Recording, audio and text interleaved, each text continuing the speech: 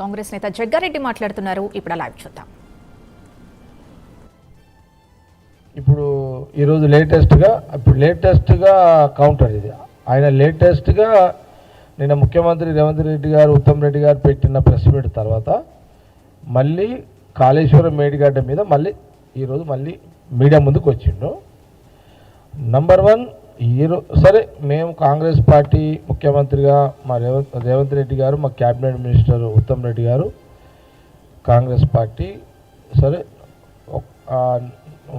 మేము అన్నిటికీ ప్రజలకు ఏం చేయడానికైనా సిద్ధంగా ఉంటాము. మేము ప్రజలకు మేలు జరగడానికి అన్ని రకాలుగా సిద్ధంగా ఉంటాం అనేది నేను ముఖ్యమంత్రి రేవంత్ రెడ్డి గారి యొక్క అభిప్రాయం.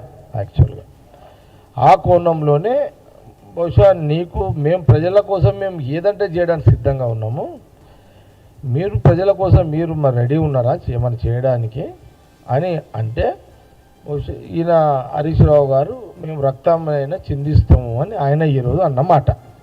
దాని కౌంటర్గా నేనేమంటున్నానంటే, కాంగ్రెస్ పార్టీకి, కాంగ్రెస్ ముఖ్యమంత్రికి, కాంగ్రెస్ పార్టీకి మాకు మేము ఒక మాట అంటే మాట నిలబెట్టుకోవడము, ఒక మాట అంటే మాటకు ముందుకు పోవడము, లేదా ఇది కాంగ్రెస్ యొక్క సంస్కృతి, రాజకీయ సంస్కృతి. ఇది ఇక్కడ బీఆర్ఎస్ పార్టీ హరీష్ రావు రాజకీయ వాళ్ళ సంస్కృతి ఏంటంటే వాళ్ళు ఏది చెప్తే అది నిలబెట్టుకోరు వాళ్ళు. దానికి ఉదాహరణ ఏంటంటే, మేము రక్తాన్ని చిందియడానికైనా, రక్తాన్ని ధారపోవడానికైనా మా దగ్గర ఎన్ని బాటలు ఉంటే అన్ని బాటలు రక్తం ఇస్తామని హరీష్ రావు అది అనడానికి పనిచేస్తుంది, కానీ దాన్ని అమలు చేసే ఒక ధైర్యము, శక్తి హరీష్ రావు గారికి లేదు. ఉదాహరణ, తెలంగాణ ఉద్యమం పీక్ టైం నడుస్తుంది. రాష్ట్ర విభజన జరగాలని అనేక మంది ఆత్మహత్యలు, యువకులు ఆత్మహత్య బలిదానాలు అవుతున్నారు. అప్పుడు ఆ సందర్భంలో ఆయనకి ఏమనిపించిందో హరీష్ రావు గారికి, అరే అందరూ చేస్తున్నారు, నేను కూడా పెట్రోల్ పోసుకొని ఏదైనా ట్రై చేస్తామని ట్రై చేశాను. విచిత్రం ఏందో హరీష్ రావు గారు, అందరూ ఆత్మహత్య చేసుకుంటున్నారు కదా, నేను కూడా చేసుకుందామని ప్రకటన చేసాడు. సిద్దిపేట పోయిండు, పెట్రోల్ డబ్బా వెంబడి ఉన్నది, పెట్రోల్ పోసుకున్నాడు.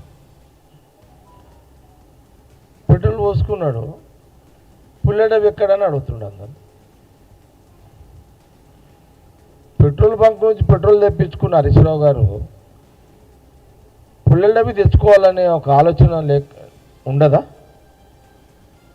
అంటే నాకు తెలుసు కదా, పెట్రోల్ పోసుకుంటే ఏం కాదు, కానీ డబ్బా తెచ్చుకుంటే అది అగ్గిపెట్ట తెచ్చుకుంటే కాలబెట్టుకోవాలి, చచ్చిపోతుందని తెలుసు కదా.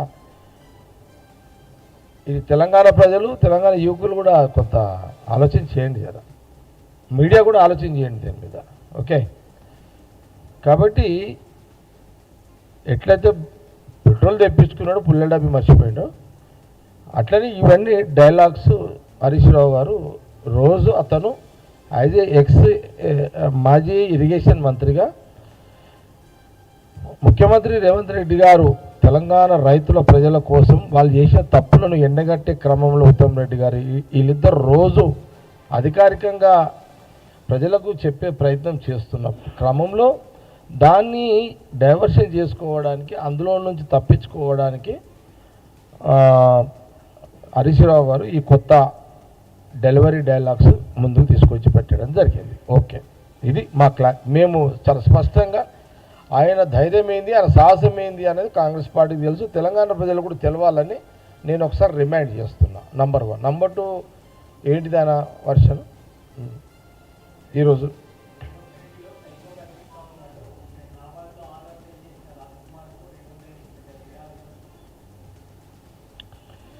ఇప్పుడు నింద వేయాలంటే మస్తు వేయచ్చు. ఇప్పుడు మీకు నచ్చిన వాళ్ళంతా సైకోళ్ళు అంటే ఎట్లయితుంది?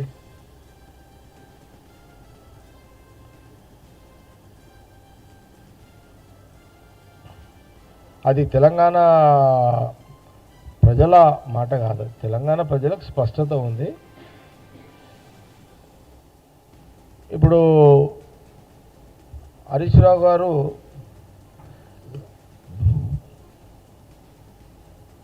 ఇక రేవంత్ రెడ్డి గారిని ఏదోటి అనాలి. ఆయనను రోజు ఏదో ముఖ్యమంత్రి రేవంత్ రెడ్డిని ఏదోటి అనాలి ఆయన ఒక లైన్ తీసుకున్నట్టున్నాడు. ఇక ఆ లైన్లోనే కొత్త డైలాగులు స్క్రిప్ట్లు తీసుకొచ్చి మీడియా ముందు చదువుతున్నాడు. ఇంతకుమించి హరీష్ రావు గురించి పెద్ద కౌంటర్, అది పెద్ద పసలేని కౌంటర్. అదంతే రేవంత్ రెడ్డి గారి మీద వారు ఏదో సైకో అన్నాడు, అది దానికి ఆ మాటకు వాల్యూ లేదు, అది పసలేని మాట ఆయనది. ఇది కాంగ్రెస్ పార్టీ మాట.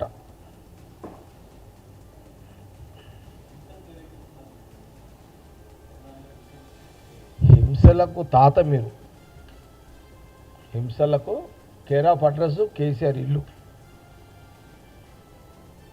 అది కాంగ్రెస్ కాదు, అది రేవంత్ రెడ్డి ముఖ్యమంత్రి కాదు, పిసిసి మహేష్ గౌడ్ కాదు, మేం కాదు. హింసలను ప్రేరేపించి వాళ్ళు చంపుకునే ఒక మాటలు చెప్పి దానికి హరీష్ రావు గారి కుటుంబము దానికి వాళ్ళు ఆ రకంగానే రాజకీయంగా జీవిస్తున్నారు. రెచ్చగొట్టి అవతలోడు ఆత్మహత్య చేసుకుని మాటలు మాట్లాడి రెచ్చగొట్టే స్వభావం హరీష్ రావు యొక్క కుటుంబం.